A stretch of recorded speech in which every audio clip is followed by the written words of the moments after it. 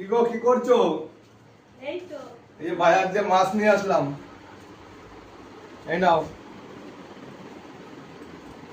দেখি কি মাছ এনেছো। দেখো খুলে দেখো।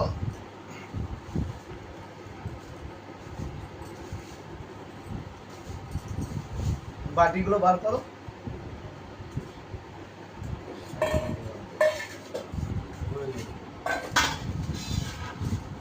এই রুই মাছ হ্যাঁ রুই মাছ। এত এনেছো?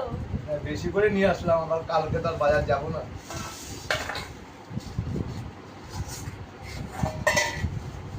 আর কি? আর মাংস আনলাম।